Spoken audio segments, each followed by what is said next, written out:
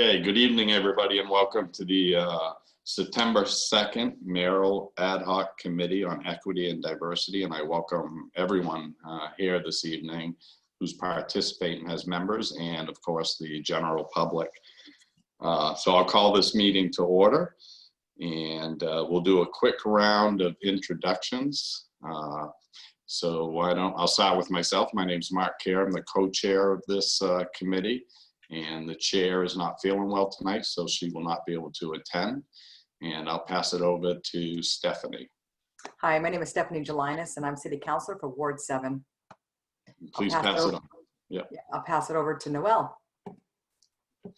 Good evening, I'm Noelle Chaddick. I am at Bates College, and I'm the Vice President of Equity and Inclusion here. And I will pass it over to Safia. Thank you, Noelle. Sophia Khalid, City Councilor from Ward 1. Thank you for having me. I'll pass it to Laura.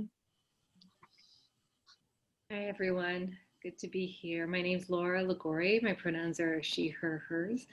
And I'm the Executive Director of Mindbridge. And I will pass it to Luke. Hi, Luke Jensen, Ward 5 City Councilor. And I will pass it to Marcella. I'm Marcella Paris. I'm the director of the Lewiston Public Library, and I will pass it to, see who hasn't gone, Dale. Hi, I'm Dale Dowdy. I'm the Deputy City Administrator. And unfortunately, my screen's a little messed up, so I can't tell you who to pass it to for this very second. Okay, why don't we pass it to Andrew? Lewiston resident and retired Lewiston police officer. Okay. And Dennis?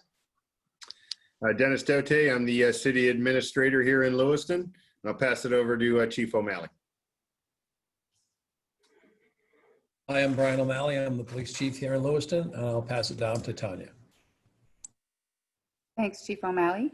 My name's Tanya Bailey Curry. I'm a licensed clinical social worker with Bates College and a lifelong native of Lewiston.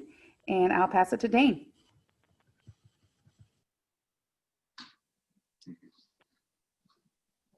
I think you're on mute, Dane.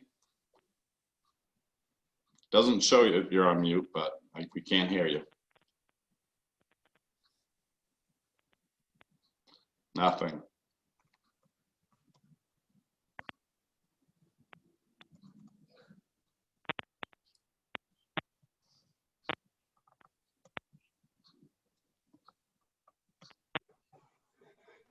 All right, can you hear me now? We can. Thank you, Dane. All right, how we doing? Dane Morgan here, local realtor and lover of Lewiston. I will pass it over to Marcella. Did you go yet? I think it's Elgin's turn, but Elgin, there we go. Elgin may not be able to join us by video. Elgin, are you able to join us by verbal right now? Yes. Okay, go ahead and introduce yourself. Elgin, citizen of Lewiston, and I'm doing it by iPhone, so I don't know who went and who would be next. No, I think, have we got it all covered? Did everybody get a chance? Hawa, did you? Hawa didn't. Okay. Hi, my name is Hawa Abdel, and I'm with Lewiston Public Schools. And I'm a resident of Lewiston now. All right. So I think everybody has been covered now, right? All right, great, thank you. Before we shoot to the next agenda item, I quickly want to share with the committee, and in case anyone joined us late, Aisha will not be able to make this meeting this evening because she's not feeling well. But I just wanted to assure the committee, I know, the last couple of meetings have been just so much information dumped on us, and we're going to do it again tonight. And as we work through the next couple of agendas, I think the same thing's going to happen. And I don't know about you, but I feel somewhat frustrated that we're not really kind of engaging in good conversation, focused on those items.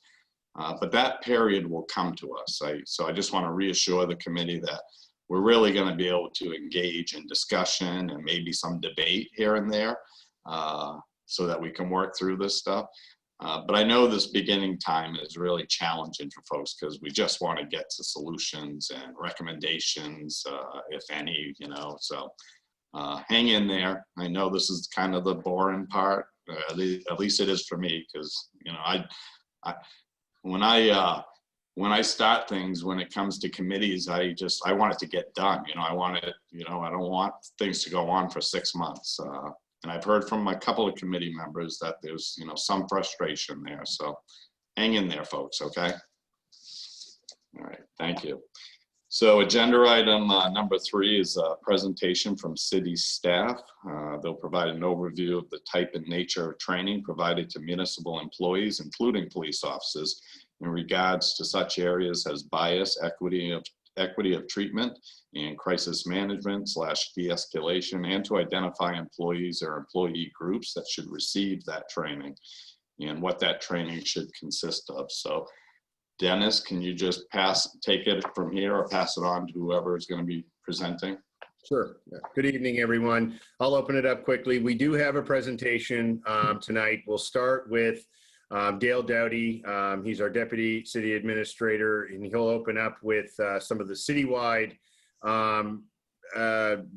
trainings that we currently have going on here.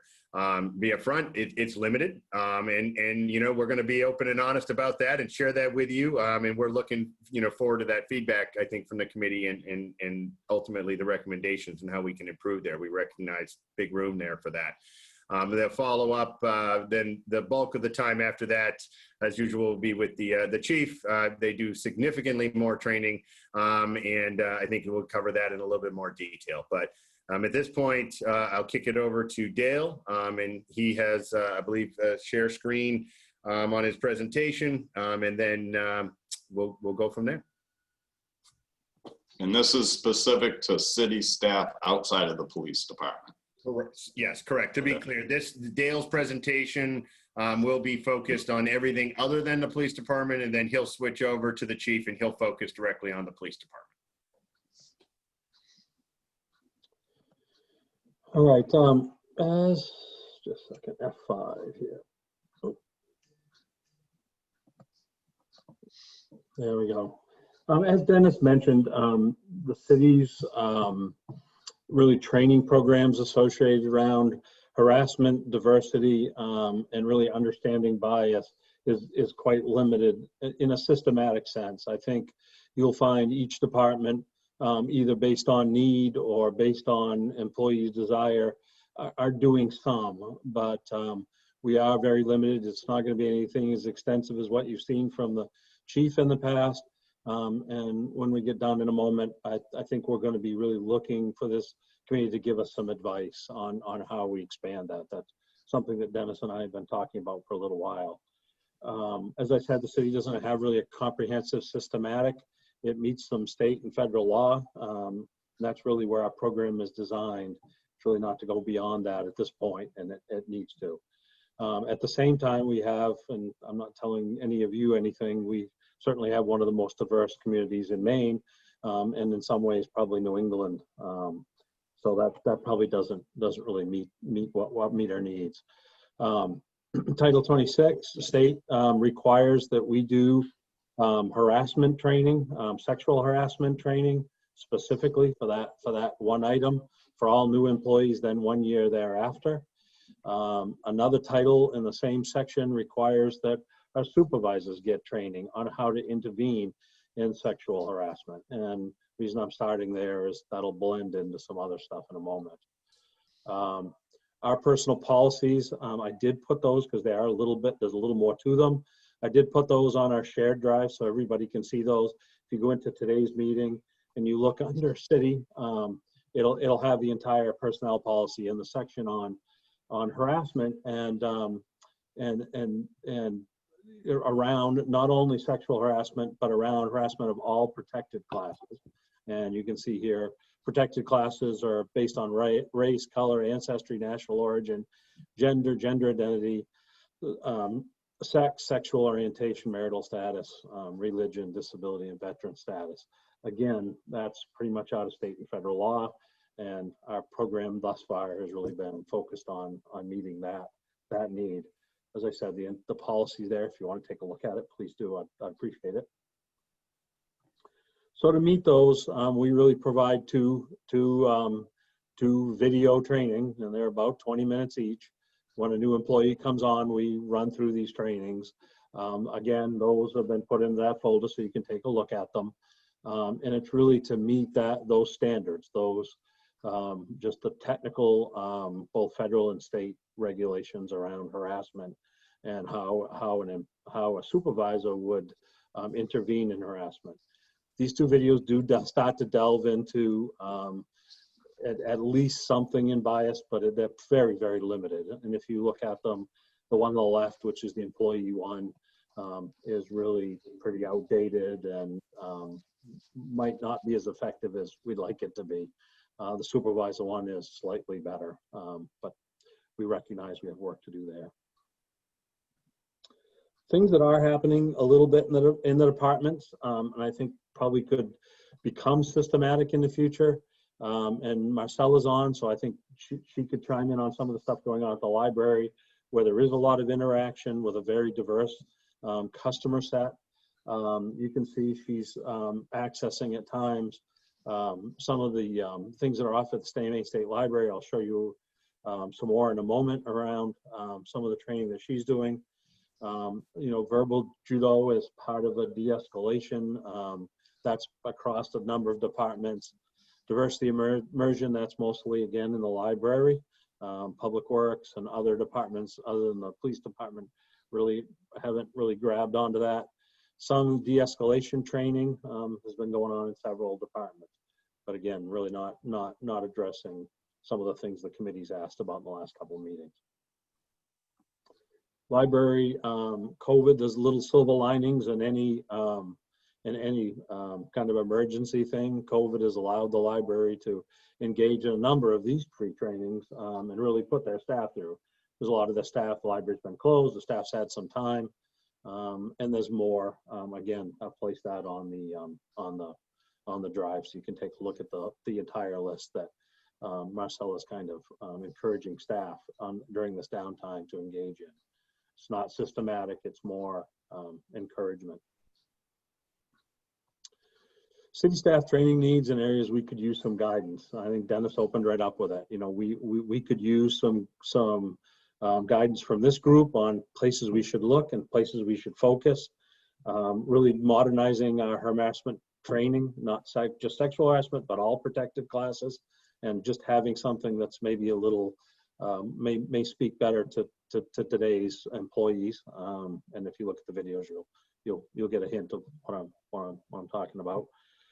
Training around and understanding all the demographic group. We kind of talked at the beginning, as public servants, we're serving a very broad demographic group, everything from young people to more senior people like myself to a lot of different people, a lot of different backgrounds. We really don't have anything systematic around that, and I think that's something that I ought to be focusing on. Bias, really identifying both intrinsic and biases that have been embedded in people over time, and really identifying those individually. I don't think we really have a lot other than some of the stuff you've seen that the library may be engaging in. We've talked a little bit about recruitment and hiring practices for a diverse workforce. That's certainly something we do some of that, but we need to work some more on that. Customer service, conflict management, and de-escalation.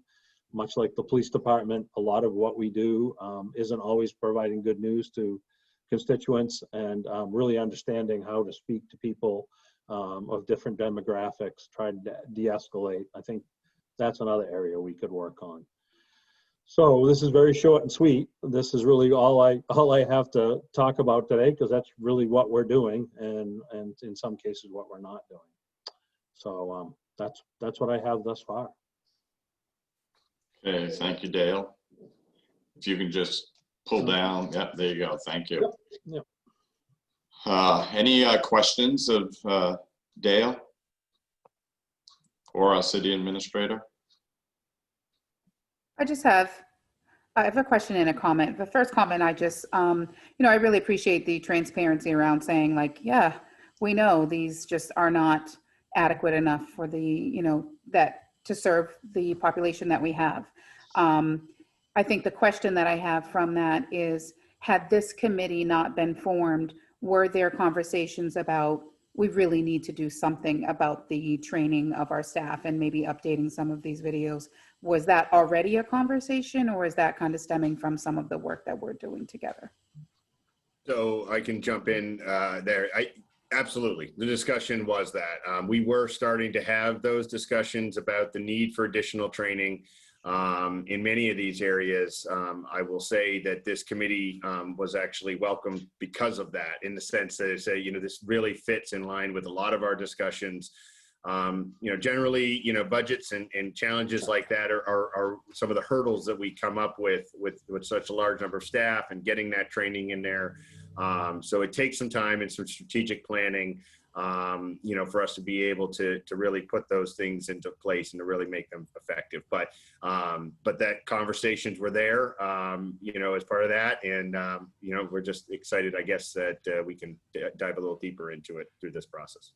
I think the only thing I would add to what Dennis said, coming from a department head into the city, and of course, Dennis coming from my seat into his in July, one of the first things we did is we moved human resources into the front office.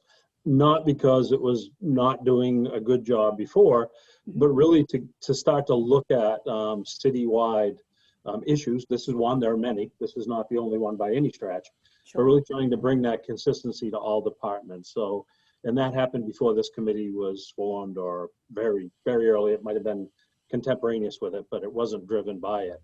Sure. I think what this committee will do is really give us some good footing to make better progress than we would have made quicker than before, and more insightful. But I agree with Dennis. It's something, as a department head, we've been talking about a while. I had one of the larger departments that, if you looked at the diversity in that department, both gender and others, it doesn't match our population. Gotcha. Thank you. Thank you both. That makes sense. I'd like to add one thing, and then I'll turn it over to Noel. One thing, we had a brief conversation with Dennis after the Black Lives Matter movement really started about what city councilors take for training, because we've never, I've been an elected official for about 20 years, and never any type of training around biases or understanding the demographics of the populations that we're serving. It was kind of like the system, it was the old system that you got trained in and introduced to, and that's kind of, so we're also considering that as well. And I think and I'm kind of sharing it now, or asking staff just to make sure that the city council and all elected or appointed officials are also included in that training. Noel? Thank you. So have you already done, or is there a plan to do some sort of survey or climate survey in the offices that experience those videos in training? I don't know if you do some sort of foregrounded assessment, a post assessment, if those exist, or if you've had an opportunity as you're thinking about revision to find out, even maybe generationally, folks who came in the last 5 years, folks who've been here 10 years, how they received those, were they helpful, and what kind of training are they looking for? You may have already done that, but I'm just curious about what that looks like, please. We have not. Again, we've been kind of sitting here for about a month and a half or 2 months, I think. So that's not an excuse, but that's just the way it is. I do think that the little bit of time and the discussions I've had with our HR department, there are a lot of comments about those videos when new staff come in and they get re-seen, and they're maybe, well, when you see them, you'll see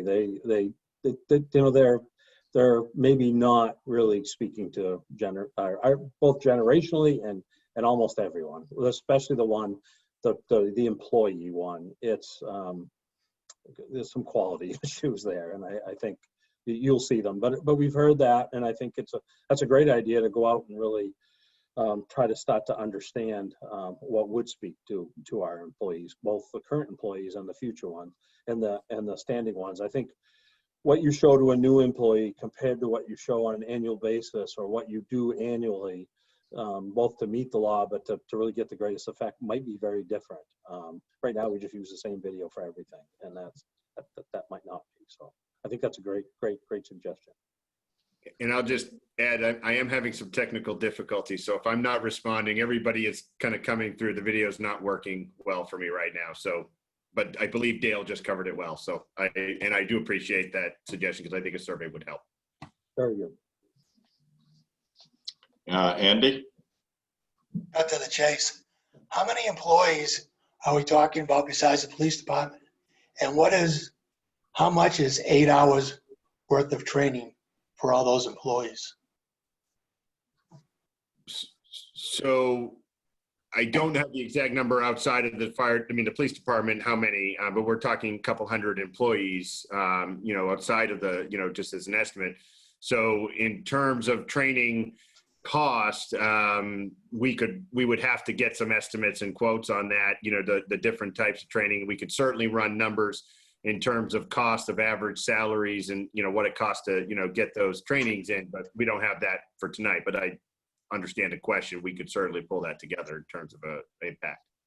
Andy, one thing we do on annual retraining, when we do it in-house, not out of house, and that, maybe back to Nicole's comment too, that might be very different for the clerk's office or treasury or Marcella's office, where those interactions are a bit different than maybe a public works individual or a fireman who's on the street and dealing with people in a different, maybe an emergency setting compared to a office setting where the distress or the concern of the individual is going to be different. A lot of times we're nesting those trainings together.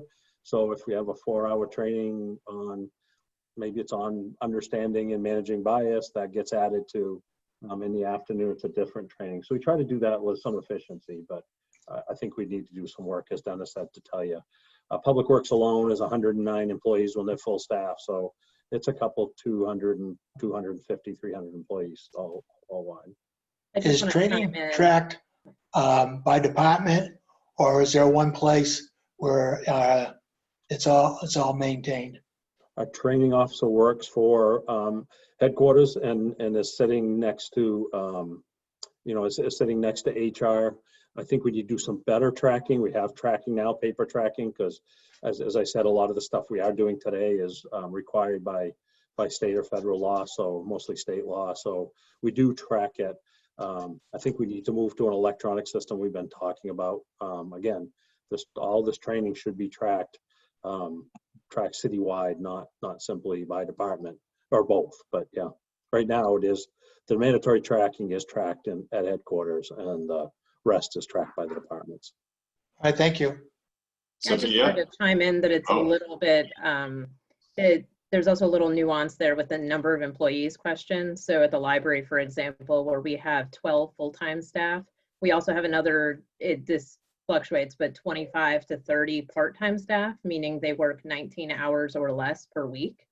But those are, in terms of individuals, the vast majority of the staff that work at our public desks. And so in terms of trainings like this, they should be included, but outside of monetary resources, there's a time resources component that it's difficult you'd essentially have to pay them to come in for trainings outside of their normal shift. And so that's an added complication to the cost. Okay, thank you, Marcella. Sophia? Thank you, Mayor. I only got like few documents from the police, so I haven't gotten documents from the city regarding like trainings. So if I did miss that, I'm sorry. But Dale, so there's only 2 trainings, the harassment and the one that said that you showed in the earlier video about being respectful in the workplace. There are 2 systematic trainings related to this topic.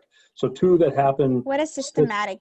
Systematic means what I was going to tell you. Yeah, that means over and over again. That happens to all employees that's on a schedule. Maybe that's a better way of saying it. It's on a schedule. The employees get it when they walk in the door, and then they get it annually thereafter, or as close to annual as we can give it to them. That's the systematic stuff. And then there's a little bit of by class of employees, but again, it's very limited. You know, we talked about a moment ago, it would be nice for everyone that's at a window, whether it's in a library or other, would have some of these trainings in addition to those trainings. It would be nice if Marcella has some very specific kind of issues that come up with her people in the library, and there's a specific set of training. Be nice if more of this training was systemic to all or scheduled for all employees, but then also others scheduled for classes of employees with specific issues by the department. I think that's where we would desire to be at some point in the future. Thank you. I was very surprised to only see those 2 trainings, and it's very sad, honestly, especially we're a very diverse city. For us not to have, you know, like more trainings on different things that are, some are mandatory and some that employees can take on their choice and on their own. So I just want to say I was very surprised and disappointed, but that's why we're here, and that's why hopefully we can get to work. Yeah, and I just, I'll just remind everyone, it's pretty much the first thing out of Dale and the city administrator's mouth of this meeting is, this is perfect timing, and they had been considering it, but like anything, I'm sure this probably sped that up just a tiny bit. So there are good points to this, absolutely. Noel? I just would love to offer experiential guidance, maybe. So when I'm thinking about who needs to be trained, I think about everyone who could possibly be held accountable in our organization. So if you have folks who are, and this is how people get missed, I think. So for me, when I think institutionally, if an hourly employee can be held accountable for violations or codes of conduct, they should be included in our training preparedness. So what I don't believe in is, not training folks who then turn around or held accountable for something and they've had no access to the goals, to the language of what they're being held accountable for. And so, whether that's employee to employee accountability or the general public, I think sometimes we make the mistake of only training folks that either have already had previous, populations that have already received critique, or folks that we imagine have access to the public in a particular way. So for me, it's just a really easy way to start charting out who needs to be trained is what could we hold them accountable for? What would HR hold them accountable for? And that is where they need to be trained. Folks cannot be held accountable for things they have not been exposed to. So I don't know. Nicole, another area I didn't talk about, but it relates to all of this that Dennis and I have talked about over the last year in my last role and his last role are ethics, and that ethics are a great piece of that, because ethics means something different intuitively to everyone. What does it mean to the city? What does it mean to public service? And I think that and not that doesn't apply to everything we talked about, but that's a specific item that Dennis and I have been talking about, and Ed when he was here, for a while, because it does mean so much to people. And if we're going to hold people to a certain ethics standard, everybody should get that same training. So I'm hearing you. I think that's a great comment, and ethics are one of the places we've been having that discussion around. And I'm not sure, so Noel, so shouldn't everybody be held accountable? I'm not sure I understand. Yes. Okay. But the thought exercise is, what are they held accountable for? Okay. Right. So when I'm helping institutions and organizations think through accountability around racism and bias, equity and inclusion, they often forget folks who are, part-time, hourly folks. And then when complaints or critique come into interactions with those folks, we're holding them accountable for things they were not included in the thinking, the thought process, the language. And to that point, I think ethics is a really great place to think about that, because that is, institutional organizational ideas of ethics are grounded in a particular culture, and that is a racialized culture as well, and it's a culture of power and dominance. So when we say ethics, there's a particular way that the in-group of folks know what we're talking about, and everybody else only figures out what we're talking about when they bump into it, when they make a mistake, when they're being held accountable. And that's actually counterintuitive to ideas of inclusion, right? You want actually to develop those guidelines around ethics and work performance from inside your organization. Who's there? What are they talking about? What do they understand? What do they need? What are their social, racial locations? Where, and then the things you're holding people accountable for are things that they understand and things that they have access to. So I just think that this is a really great opportunity for us to maybe help you all think about how to do that. Ethics are a particularly reactive thing. Accountability is reactive. And so what we have an opportunity here to build are things that actually guide us in a particular direction in holistic and comprehensive ways. So you're going to want to dive all the way to the top, from the top to the bottom of your organization, and from side to side. And surveys and focus groups are a really great way to get a handle on that. Just, sorry, I hope I didn't derail us too much. No, actually, and you spurred a question. I mean, am I being too simplistic to think that we don't need to reinvent the wheel? There must be policies and things out there that are, fairly easy to get, or is our community so individualized that we have to go through a longer process? For me, it's a longer process, Mayor. We, from what I understand about Lewiston, we have changed a lot in the last 20 years. So it's like taking a 20-year-old Buick wheel, to stick with the metaphor, and put it on my 2019 Buick Encore. It's not going to fit, right? But they're both Buicks. So I think the work of figuring out who you are now, I think that matters.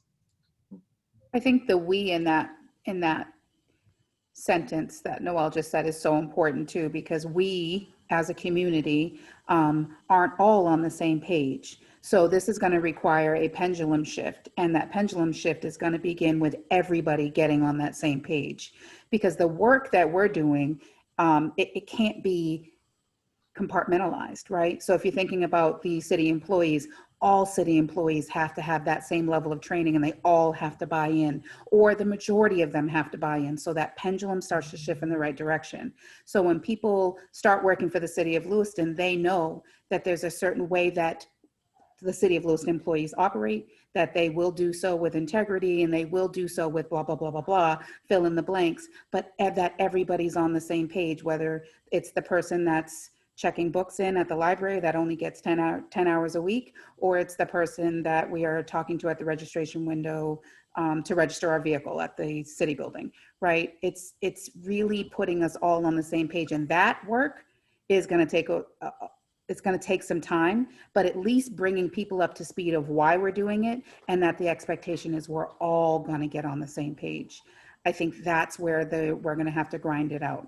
That's just, but the we can't be divided. It's got to be a whole we. And I think that's part of what we're doing here. And hopefully we can amplify that and through the work with the city and get everybody on board. Yeah, thank you. That helps. That clarifies that and helps me understand that. Any other questions or comments for Dennis or Dale?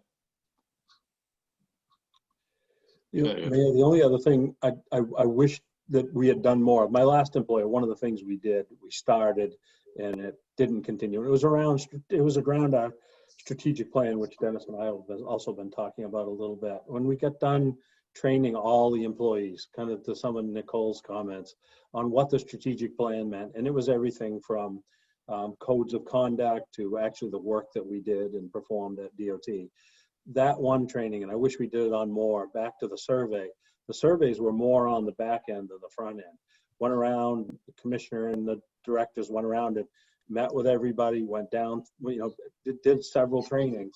Then we got done and we went back out with a survey saying, with things like, what did this part of the strategic plan, what does it mean to you? Because some of the training and some of that baseline that we were holding people accountable to, we really wanted to understand that what we were telegraphing was being received in the same way we thought we were telegraphing it.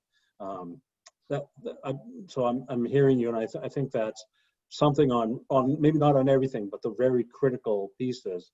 It's nice to go out and do kind of a focus group or something at the tail end to really understand, did you communicate what you thought you communicated, if that makes any sense. It does. Laura? Oh, thank you, Dale, for all of that. It's really good to hear what you've been doing and then really where you want to go. And so I just kind of want to put a little mark. I don't really want to get into this now necessarily, but I just kind of want to make a little note, as we were talking about surveys and focus groups and social listening and jumping off of what Noel was talking about, that I think that there are two other things that I kind of just want to plant the seeds around. And one is engaging in psychosocial segmentation. So understanding the implicit way that people's values and beliefs are influencing their behavior and their orientation and the way that they interact with people who might feel dissimilar from themselves. And these things are often really hard to get at with self-report. They're really hard to get at in focus groups.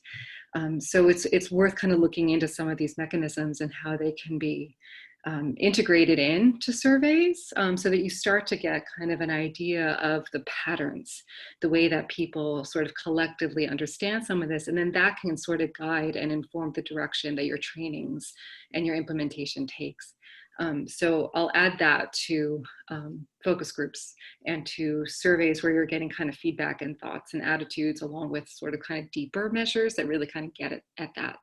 And then along with that, I'm really interested in longitudinal assessment. I don't think it's enough to just sort of have this one-time moment after a training, because you hope with a training that you are shifting a gear in some way, shape, or form, that people have learned something, have either stretched or maybe made some sort of transition into a direction that you hope emulates the goals and missions of your equity work.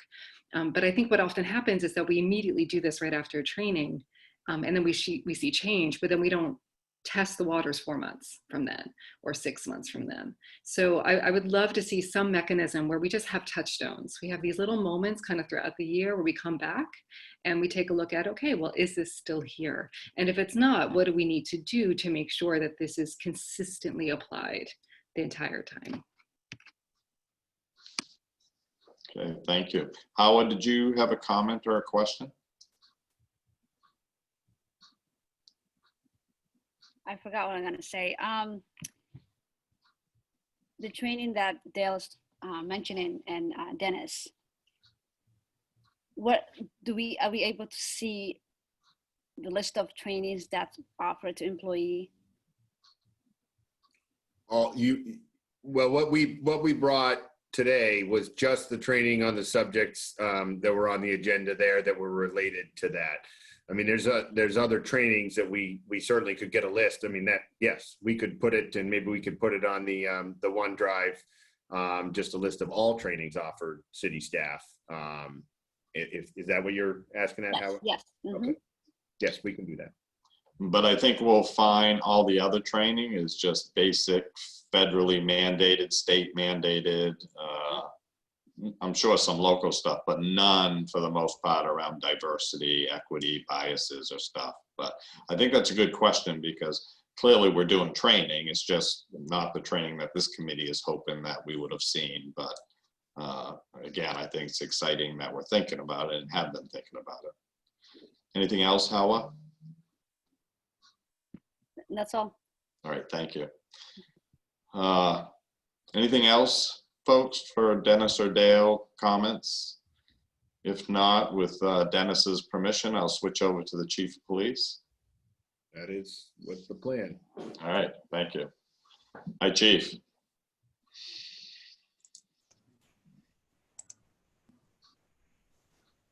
I'm trying to share my screen. Okay.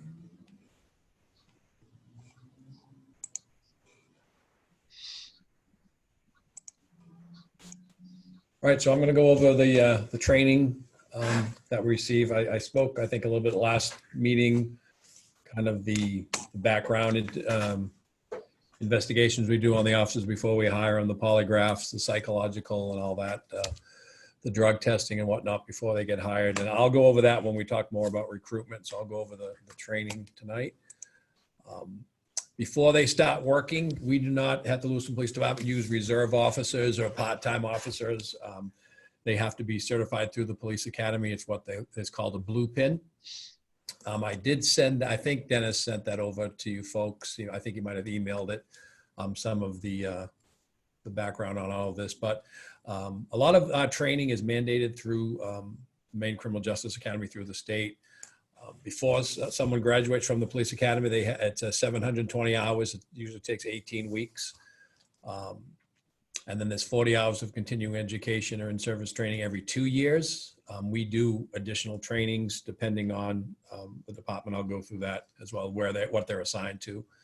The training consists of new statute and case law, implicit bias, civil rights, bias-based profiling, eyewitness identification, critical thinking in law enforcement, situational use of force, handling critical incidents, substance use disorders, policing the teen brain, and I'll talk more about that. I have a slide on that. Responding to mental health crisis situations, sexual assaults, human trafficking. We do some de-escalation training. This, I think Tanya and I have discussed that a little bit. I know Councilor Jelinas is aware of this through CIT training through NAMI. They do this up at the police academy. Our goal is to have as many people here on the police department who respond to any type of situation have this training. I actually have it. I got it years ago, but now it's part of the academy training since 2015. And we actually have some more officers going. We've been a little bit of a slowdown because of COVID, but we're having that starting back up again. We're doing some more stuff online, the Zoom as we're doing now. So I have the officers take part in that, the CIT training. We've also had verbal judo. It's a little different. I think I found this out the other day. Marcella said she's gone to it. And there's been some other folks here in the city who have gone to it, but that's another de-escalation training. So we have that come in and get taught. That's taught, outside. I don't have anybody certified in teaching that. So I had all my officers trained in that. And we have anti-bias training. Maine Municipal Association just put on some training for that, implicit and explicit training. A lot of that was, that part of it was online, and there's testing and things as you go along through it that you have to pass the quiz to successfully pass that course. Let me see. The Maine Criminal Justice Academy, they do a lot of training on related to bias-based profiling, cultural diversity, implicit bias. We've had officers from my department go up and take part or teach some of those classes as well. Back in 2016, there was a Policing the Teen Brain, and that was developed by Strategies from Youth. They're out of Cambridge, Massachusetts. And that was put on by the Maine Juvenile Justice Advisory Group. That they came to Lewiston to kind of use us as a testing ground for policing the teen brain. And I had everybody on the entire police department. We actually got a grant so we could have everybody take part, not worry about overtime. It just kind of gave the officers a better understanding so we could improve the interaction between law enforcement and the youths. It was actually, I went to the training and it was good. We had some kids come in who kind of did role playing with the officers, and the kids played the positions of the officers, and the officers played the kids, and they took turns going back and forth. It was actually quite eye-opening for a lot of officers. You know, you talk about how a child's brain doesn't fully develop till, I want to say, 23 years old. You know, that decision-making, very times they can be emotional, just making a decision without thinking about it. So it was very successful. We had actually Lewiston, we had Auburn officers come over, but now this has become part of the training at the police academy. So I have my younger officers who are coming onto the police department take part of that training at the police academy, and the older officers that I have all receive the training firsthand here at the police department. And Dale talked about, what did he say, systematic training? I'm going to say annual training. Dale's the scientist here in the group. So we do annual training or retraining on all the officers, everybody here in the police department, myself included, that we review agency policies, procedures, rules and regulations. Anytime there's any change made, there's a review done with that with all the sworn officers. We review the functions of the local criminal justice system, any new case law.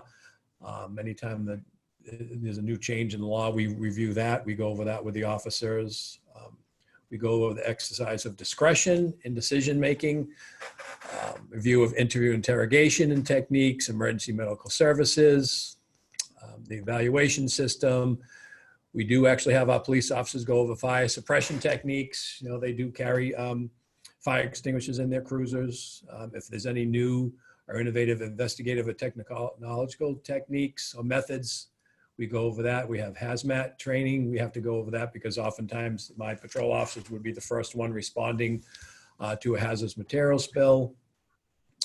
Crime prevention procedures, collection and preservation of evidence, report writing, record systems, agency policies on use of physical force, legal updates. And a lot of this is mandatory by the Maine criminal justice. And a lot of this stuff we do online. And it's called JPMA. And the slide that I have up now is JPMA is a staff development solutions. It's an online enforcement training. They have slides, videos as part of it's a little more extensive, obviously, than this PowerPoint that I'm showing you. There's also quizzes that are given during the presentation. There's a final test. And this has been, requirement through the Criminal Justice Academy. They're also using another company called Dirigo. I believe they were based on Auburn, but we've been using JPMA for a number of years. And then also JPMA has all these different topics. We're talking about ethics, bloodborne pathogens, awareness of variant behavior, eyewitness identification.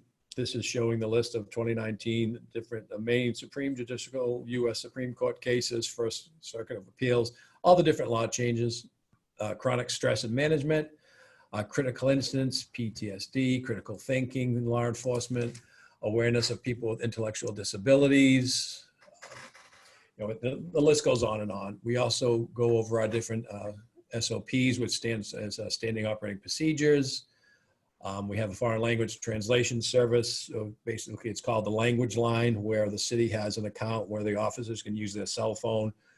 They call this 800 number, and then they tell them what language they want to need to interpret, and then they can use their cell phone to talk with someone who doesn't have English language skills. We go over hate bias crimes, law enforcement role and authority, removal and towing of vehicles is another one, response to complaints of domestic violence. I did provide you with the PEWS, which stands for Personnel Early Warning System. That's in that folder in regards to the policy. Talk about PPE, that's a big thing now. I mean, we were doing that well before this pandemic, but that's still on there. We do have a canon of ethics, rules and regulations. We have rules and regulations for all types of things, for the way they can dress, tattoos, mustaches, beards. You've gone over the use of taser. You saw that one, the response to resistance of the use of force. Overtime, we have a peer support team, critical incident debriefings, emergency response and pursuits, property evidence and control, elder abuse, sex crimes. That means how you respond to them, collection of evidence, critical incident stress management, grievance procedures, decoy prostitute operations, police involved deaths, DNA evidence, disorderly properties, We have responding to panic alarms at City Hall. That's a different one. Complaints of elder abuse, sex crime, sexual assault evidence collection, de-escalation directive. We have a bias-based profiling policy. I've also supplied you folks with that one. I don't know if you've had a chance to read that. So we go over, the policy reviews. Then we also have training keys. These training keys are informational literature distributed by the IACP, which is the International Association of Chiefs of Police. They enable the officers to expand and sharpen their knowledge, skills, and abilities on a broad variety of law enforcement procedures and practices. Each training key is prepared by a leading expert and addresses an issue of particular interest to line officers and their respective supervisors. And I can give you an example, exercise and nutrition for law enforcement, interview and interrogation of juveniles, which is obviously different when you deal with an adult, death notifications, wrongful convictions, excited delirium syndrome, Miranda invocations, officer safety and risk management. So in addition to that, we also do training, the hands-on training and videos. I think we talked about this a little bit. The firearms range is twice a year. We talked about the beanbag. They do that training. CPR and AED recertification, Narcan use. Unfortunately, that's become something we're doing almost on a daily basis. We talked about the baton. I talked about the OC, Fourth Amendment training. We have Stinger spike training. That's the spikes that get thrown out into the road if someone's driving and you want to flatten their tires. We have taser, we talked about that. And that's training that everybody gets, but then there's also specialized training. We have, officers that have special assignments, such as a school resource officer, domestic violence response coordinator, the evidence and property manager. We have a canine handlers, computer forensics. We have crime scene processing techs. We have an arson investigators. We have our accreditation manager for CALIA. We have officers that are assigned to Maine drug enforcement. We have a crime analysis. We have officers that are assigned as our field training officers. So they all get specialized training for those assignments that they're on. We don't just throw someone there and say, okay, great, you're a school resource officer, go ahead without any training, or you're a field training officer. We do have the hazmat team. We also have, training we've done in Project Support You. We do have a crisis worker that pairs with my police officers, and we're trying to expand that. I know I've touched a little bit on this with some of you. Right now, it's only 10 hours a week. We're looking to get some more funding to expand that. The way that usually works, if we're having an issue with somebody, we take them up to St. Mary's, and St. Mary's just kicks them loose 3, 4, 5 hours later, and they're back on the street. We have then the gentleman that works with Tri-County that's working with us. My officers will bring Dave, it's Dave Bilodeau, over to meet with that person to try to get them counseling, maybe get insurance, get them their meds, try to find them housing. So we have that program that we do quite a bit on. Drug recognition experts. Now with marijuana, when somebody's driving impaired, if an officer brings them in and they test a 0.0 on a BAC level, we then have to have a drug recognition expert. So that's a whole different amount of training that takes about an hour to 2 hours to have somebody go through a drug recognition expert exam. Officers have to be trained in the intoxilizer. That's a recertification through the state. Last year, we did the trust program training. That was with the U.S. Attorney's Office. We did that up at Lewiston High School. They had interactive simulations and discussions in group settings with kids from the high school and the law enforcement officers, so we could kind of get a little bridge of the kids working with the officers as well. Kind of an update on the policing the teen brain that we did 4 years ago. It would have been 3 years ago from this. We have an identikit, which is if there's a suspect in a crime, we don't have a sketch artist, so this is a computer program that my detectives are trained in to use. We have, in terms of every crime now, it usually involves a cell phone or a laptop, most likely a cell phone, so we have someone trained in that. We have driver simulator training, civil rights officer training, accident reconstruction. That's when you have the more serious car accidents. We use a fatal accident. We have crisis negotiators who are also part of my peer support team. So they get training. They have to have a certain amount of training every year. We'll get the district attorney's office to come in. They'll conduct training on Fourth Amendment, search and seizure, We'll have somebody from State Attorney General's office come in, conduct training for the officers on use of force and civil liability. We've had cultural diversity training, and I think I heard that Mohammed Abdi just got hired over at the city. And I want to say when he first came here, he worked for the school department, and he used to come over here and do some training, but I'm sure most of my officers weren't around when he was there. But we've had Zamzam Mohammed come in. She's taught some training. Fatuma's come in with Bright. I don't know if you folks know her, to talk about what her Maine Immigrant Resource, what services they provide. They've come in before. Prior to my officers going up to the police academy, I do about a 2-week orientation.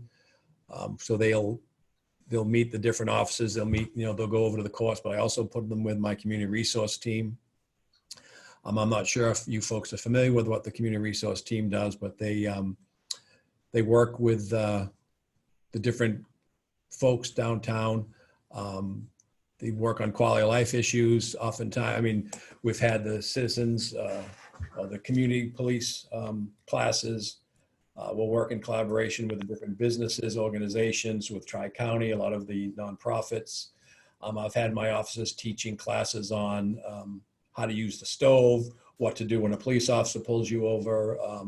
They attend board meetings. We do coffee with a cop, Special Olympics. So we get the new officers to understand what that community resource team does. They take part in a lot of collaborative meetings. And oftentimes they're solving issues that aren't even police related, but they're just connecting folks, maybe with code enforcement or with a clerk's office or over at general assistance, getting people connected. So what we do is we have the officers go with them to learn what they're doing. So it's not all just police chases and handcuffing people. So they have a little bit of an understanding of the wide range of work that we do over here. Oftentimes the community resource team will work with the elderly, folks with mental illness. They'll work with Joe Philippon, some of you may know, was on the community resource team. He was instrumental in working with that Project Support You. Joe's been promoted to a detective now. So he's not going to be in that role anymore, but we're going to be, I've assigned another officer to take his place. So this kind of goes on and on about what the community resource team does and how they help inform new residents of the resources available and bringing those resources directly to them. Then I have my detective division. So they get different training as well. They have to deal with the homicide and death investigations. They get training on sexual assault investigations. They get more extensive interviewing and interrogations. They do all my background investigations on anybody that's going higher, and that's pretty extensive. They do sex trafficking and child exploitation investigations. They get training on that. They get some training on the pediatric medical exam. We work very closely with the CAC, which is the Children Advocacy Center, in terms of doing interviews with young children who are victims of abuse, sexual or otherwise. They get training on elder abuse prevention, working with children from a trauma-informed perspective. We got group crisis intervention training. They get training on responding to investigating internet-based threats. With the internet and Facebook, we get a lot of complaints that come into our police department. It's over the internet. Domestic violence-related homicides. We get basic crime scene technician training. And I'm going to say that, if I can get off of my screen here. Just kind of a quick overview. I don't know if that was a quick overview of some of the training that the officers take part in. And this is a ongoing training. That this is not. Now how do I unshare? I'm still sharing my screen, aren't I? There we go. Stop share. There we go. Sorry about that. So this is a touch. And we do a lot of that training. It's ongoing. So when I have somebody promoted to a supervisor, they go to a 2-week supervisor training. Somebody goes to, Joe's been going to a bunch of training, Joe Philippon, because he's working on my youth aid side, which youth aid division investigates crimes where the victims are children. We get a lot of referrals from the district attorney's office.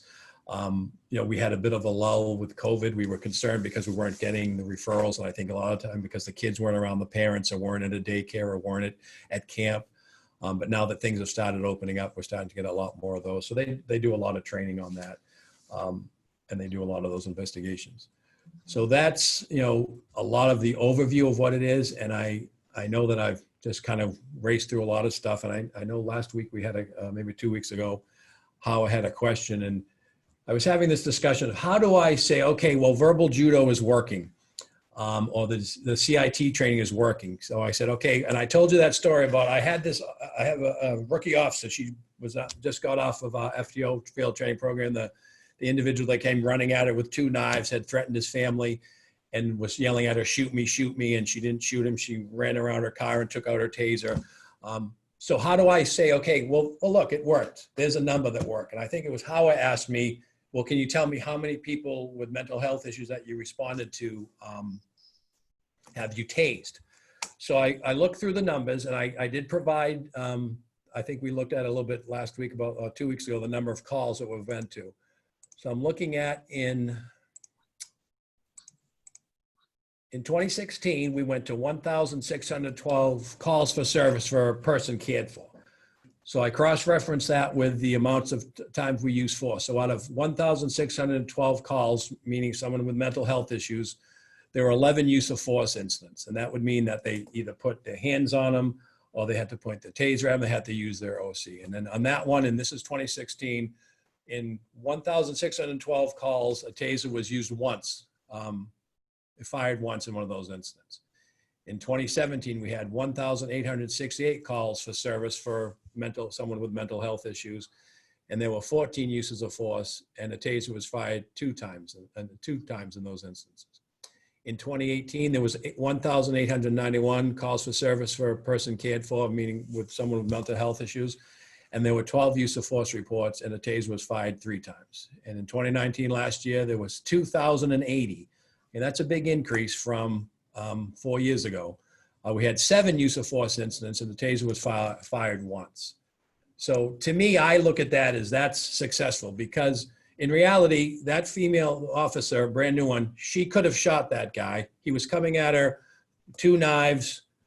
Yeah, but did she have to? No, she didn't, because she's been trained. She knew she had other options. She didn't just have to take out her gun and shoot somebody.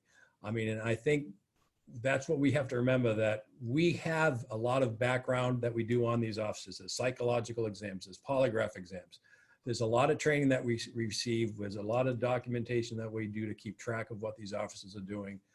When we see in the national narrative of somebody shooting somebody 7 times in the back, when I look at that video, I'm saying, okay, I see 3 officers there, and I don't see the whole thing, but I see him on one side of the car, and I see him going around the other side. There's other things they can do, but what I see is I see an officer who has the gun in his hand as he's chasing after the guy. So what he's saying is, okay, I'm going to shoot this guy because he's running away from me. We don't shoot people because they run away from us. I mean, I don't know what happened before, but I see that he's not being attacked. Why aren't the officers going to physical force, grabbing hold? There's 3 of them. Tackle him to the street. Yeah, he's going to get some road rash, but it's a lot better than getting shot 7 times in the back. And that's where I think training in other parts of the country are not up to par what we do here in Maine. And, you know, anytime we have an issue with an officer, that all goes to the academy. Someone can't leave the Lewiston Police Department because I've fired them for, you know, misconduct, or they quit because of misconduct. All that goes up to the Criminal Justice Academy, and they have to keep certified. It's statewide certification. You can't just jump from police department to police department. When somebody leaves here, I sign paperwork and say they've resigned or they're retired, and that goes up to the academy. So if they're going to get hired somewhere else, that chief would have to sign paperwork saying, oh, this is who I'm hiring. So it's not as if they can say, oh, they did something bad here and they're going to go hide another police. That doesn't happen here in the state of Maine. I mean, if someone's applying, there's a national database that the Maine Criminal Justice Academy takes part at. So if somebody's coming from out of state, that they can keep track of if there's any wrongdoing, if there's been some misconduct on that person's part. So I've kind of gone over the training, and it's sometimes hard to quantify that. How do you say, yes, the training is being successful? But I look at over 2,000 calls, and there was only 7 times that we had to use force in terms of dealing with somebody. And we aren't just, to answer Howard's question from, I think, 2 weeks ago, and maybe from originally, we aren't just arresting people who are having mental health issues. We take people up to St. Mary's Hospital. There may be times like the incident with the individual who had the 2 knives went running at the officer. That person went to St. Mary's. That person didn't go to jail. Now, eventually, once he was released, because he had threatened his family and he threatened my police officer, he was charged, and there, he had to deal with that. But it's not as if we weren't getting him the mental health help initially. Now, what'll happen long term, that's going to be through the court and the DA's office in terms of, well, was he mentally competent at the time that he threatened to kill his family and threatened my police officer? That's not for us to decide, but we're not just abstractly saying, okay, let's just handcuff people and take them to jail. But the problem is that a lot of the behavioral mental health crisis issues it falls to the police department, and that we've become the emergency response system for any mental health crisis. That isn't fair to my police officers, but we're the only ones that are open 24 hours a day, 7 days a week. And the state is not funding what they should, that we should have 24/7 services available to these folks. I've got somebody 10 hours a week and over 2,000 calls in 10 hours. That's a lot for Dave to try to follow up on. And it's not possible. And that's where I think there's a failure in the state in terms of providing funding for these mental health crisis workers. But that's enough of my soapbox. I'm going to stop on that. Thank you, Chief. That was a good presentation. Much appreciated. Thank you. Any questions? That was a lot of information coming at us. Andy? Brian, and just to clarify, all those incidents that you talk about, you just don't review them on an annual basis. They're reviewed on an incident to incident basis, aren't they? Yeah, they are. The next day or that night, they're reviewed. And that's where they fill out the paperwork, and that's on a case-by-case basis that they're reviewed. And if there's an issue, they're either brought in for extra training or supervision? Yes, and up to if there's discipline. But yeah, if there's an issue, it's reviewed, there's training, there's discipline, it's not like we just say, oh, don't do that again and we move on. I mean, there's going to be some discipline, and there's also going to be training that's involved with folks. Tanya? Thank you, Chief O'Malley, for the presentation. I have a couple of questions, but I'll try to summarize. You mentioned the community resource team, right? Is it the team, community resource officers? Community resource team, but you're a community resource officer is on the team, yeah. Okay, so how many officers that usually make up that team, and how are those officers chosen? Or do they volunteer? Are they selected by you or a panel of folks that think they're a good fit? How are they selected? When I have the manpower, I usually have a supervisor and 3 officers. And now I'm a supervisor, and then Joe just got promoted, so I'm now down to 1 officer. So I'm looking to replace him, but unfortunately I've had some manpower issues. Now what we do is we put that out to get officers to volunteer, and then there is a panel that is that they do an interview for. So we're a lot of times officers who will sometimes be on the community resource team. A lot of them like to be in the schools and work with kids. They've shown a lot of them. We're big on the Special Olympics here at the Lewiston Police Department. I'm actually on the board of directors of the Special Olympics, so a lot of officers take part in that. So when they have that interaction, so when you have an officer that dealing with different types of people that aren't uncomfortable dealing types of people, those are the types of folks that we put on the community resource team. Okay, and along those same lines, if you don't mind me asking a follow-up question, has there ever been the opportunity, or what are your thoughts around having a community member on that panel to determine what officers are best suited to be a community resource officer? I've never even considered it. I'm just thinking,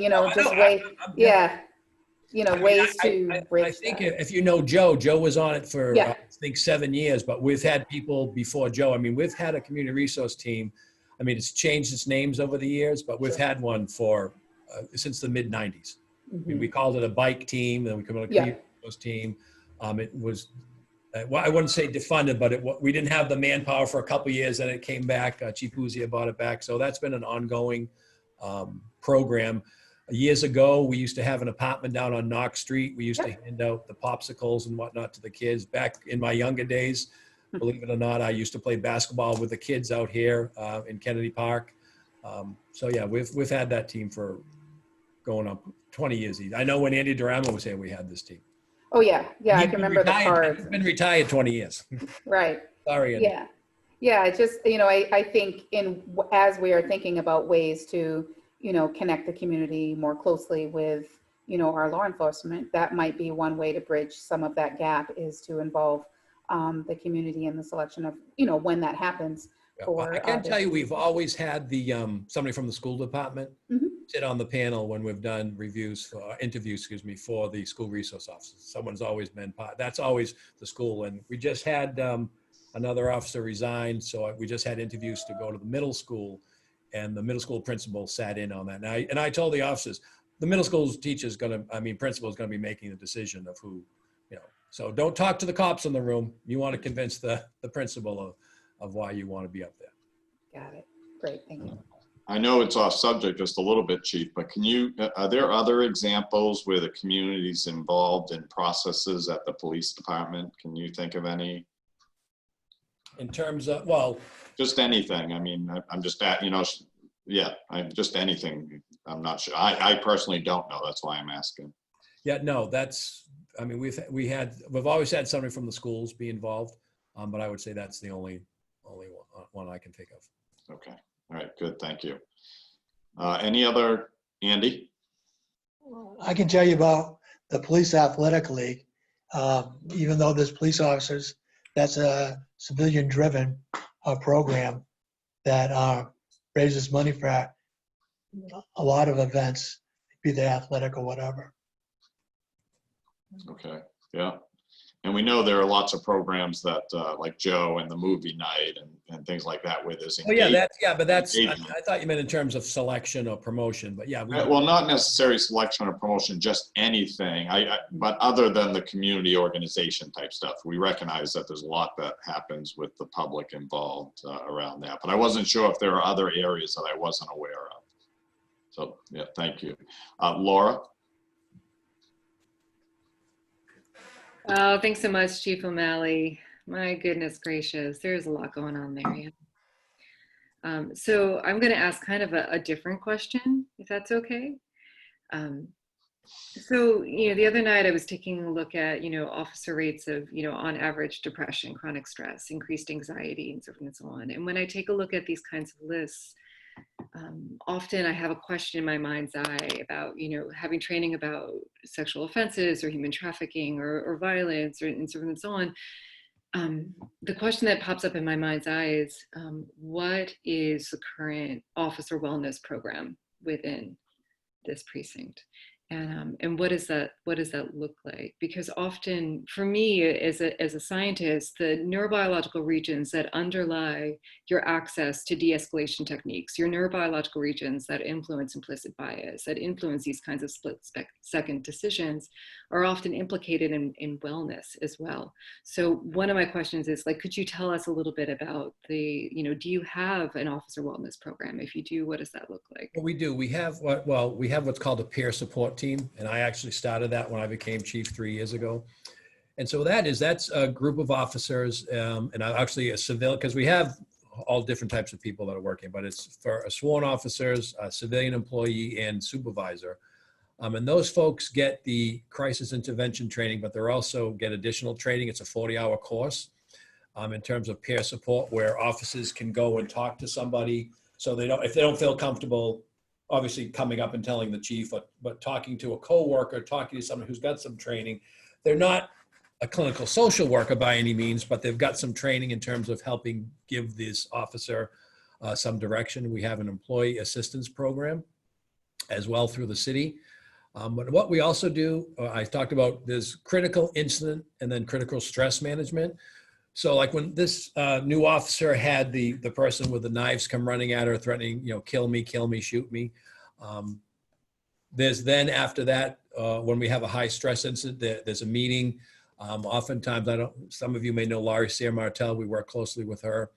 She's a doctor. She used to work for the state of Maine as a licensed clinical social worker to do a critical incident debrief with those officers. And they don't have to go, but sometimes we will say, no, you really need to go. You can sit there and be quiet. They'll lead a discussion. I'm not sitting in the room, or the big boss is out in the room, so these folks can all decompress and talk about it. I've had training come in where, they talk about, your adrenaline and all the chemicals in your body. You want to drink a lot of water. You want to get some rest. Don't go use alcohol, those kind of things for officers to decompress after a high stress incident. So we have those different policies that are in place. The peer support team, I think, has been actually very helpful in most instances here, where the officers feel like they can go talk to a mentor. It's usually some of the maybe a little bit older officers or the younger guys that are a little more experienced will be part of this peer support team. Okay, thank you. Thank you. Sophia, did you have a question? Thank you, Mayor. Chief, I'm thinking about regarding first, I think you already know this, but when you were doing the presentation with the city council, I pointed out that we do need a crisis response team because, like you mentioned, a lot of the officers are dealing with or answering calls from like quality of life and mental illness and all of that. So I think that's something that I feel like everything always comes down to money. So that's something that's really needed. It's people who are specialized. Oh, it is. And that, like I said, I've got that project support you with 10 hours. I did speak to Senator Libby about 2 weeks ago and saying, hey, this is something, if you can in the legislature, this is something we really need to get this funding. We need to have, I'd like to have somebody's 40 hours a week. And we could stagger when they work so they can respond. Because what we have right now is Dave will come in like the next day when something happens and we'll try to take him over to the person. But oftentimes they've already come down or they've gone to St. Mary's or the meds have been leveled off. Or they're still in St. Mary's, but then they just get kicked out with no real plan. So I'd love to have that. I said that way back when. And we used to have some, and this is what's so frustrating. We used to have Laurie San Martel 40 hours a week that was riding with our officers, and she'd work the night watch shift, which is our busiest shift. And the state cut that funding. And that's got to be, I don't know, 15, 18 years ago that they cut that funding, and it's not been replaced. And that's where my frustration comes from. My officers are now the emergency, crisis response team. So you've got 23-year-olds, 24-year-olds who, we are going to train. We're throwing a lot at them. I read that whole list of, 18 weeks at the police academy to be expected to be a mental health crisis worker. It's not fair to them. Yeah. And I think St. Mary's gets overwhelmed at times with the amount of people that we bring up to them.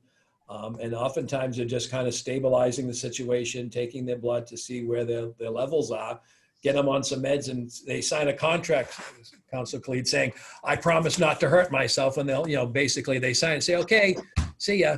And then it lasts for a day or two, and then we're starting the cycle all over again. Yeah. All right, thank you. Anything else, Sophia? Yes. And also like the officer's mental well-being too. It's important. The other thing is, what do you think about like a multicultural community liaison? Because like a lot of people know Joe. He does an excellent job, but he doesn't speak, he's not multilingual. He doesn't speak, Somali and these other critical languages that are spoken in Lewiston. That's where I'm hoping when I talk about my recruitment that yourself and some other folks on this panel or this committee will come up with some ideas. And I will go over who's applying to the police department. And I would love to have that, Sophia. I know I've been pounding this drum since I became chief, as we need to be more diverse here at this Lewiston Police Department. Right now, I have 3 people of color that I would have sent to the police academy May 15th. And I think, Mr. Morgan, I think Olivia Bergeron from Tree Street. She's one of the people I'm trying to send, but because of COVID, everything's come to a screeching halt. I have no idea when. I mean, in reality, they should have been graduating from the police academy now and starting. But that's what I need to help with recruitment to get folks to apply. I know a couple of years ago, I went around with the former chiefs. We went to B Street trying to recruit. I met with folks from Minneapolis, came out because Minneapolis has a large population, and it has a large population of Somali police officers. They have their own Somali police officer, their supervisors. I mean, there's some shifts there. So we were looking at trying to get folks to come out from there to do a recruitment here. And I think, Sophia, if you had someone who spoke Somali in a police uniform, I think the kids would go crazy for that. And we need to show the folks in this community that this is a job that you can do. I mean, all for kids being, pharmacists and doctors and lawyers and the high paying jobs, but not every person's going to do that. I mean, some of us are going to be cops, some of us are going to work at public works, some of us are going to work at the clerk's office. And we need to expand that, as this is a possibility, and expand that in the New Mainer community to say, hey, this is a job that you can do. Thank you, Chief. It just hasn't happened yet. Thank you. Anything else, Sophia?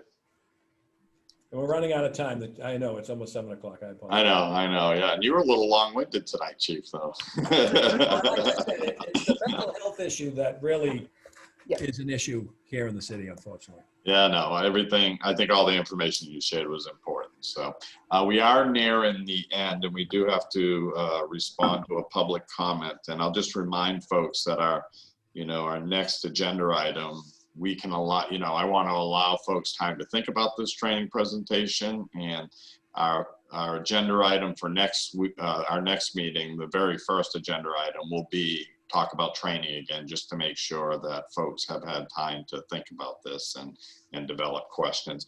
But that said, I do just want to offer the opportunity. Is there any pressing question that someone didn't get a chance to ask and would like to? All right. Just to be clear, I guess. So next week we're also talking about the possibility of suggestions and thought process of where we could go with this. Is that next week's conversation versus? Not next week. In 2 weeks, our next meeting, we're going to have. Well, let me just jump to agenda item 6. So the next meeting is going to be first primary thing will be discussing training again, offering suggestions or asking clarifying questions again. So yes, Dane, in short term. Okay. All right. All right. So let me switch to, if there are no other questions, let me switch to first, agenda item 4 is a response to last week's public comment. And Dale, are you doing that? I'll cover that, Mayor. Okay.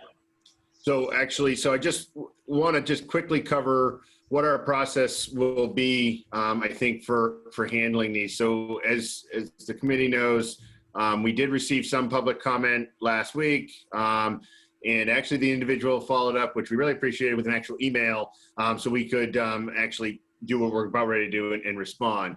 So what we intend is when we receive those emails, we'll bring them, we're going to put an agenda item on, like you see, responding to these. Sometimes they require a response. Sometimes it's more, I just want to make sure the committee acknowledges it and is aware of the comment. Or that, that's just the process we feel is the best way to approach this, because we will receive emails like this in between meetings, and we just want to make sure that from a transparency and public standpoint, public knows that they're being heard by the committee and received. So we did receive like I said, one email in between here. And so I'm going to ask the chief to respond to the first one, which is the question is on incident reports, who determines the race and ethnicity of the people involved in the incidents? Are the police officers identifying what they perceive to be the race of the participants, or do they ask participants to self-identify? I would respectfully suggest that the answers may not always match, and that both questions would provide meaningful and relevant data. Chief, can you provide a quick response to that? I'll try to do it quickly. So I did pull up some data to kind of explain this.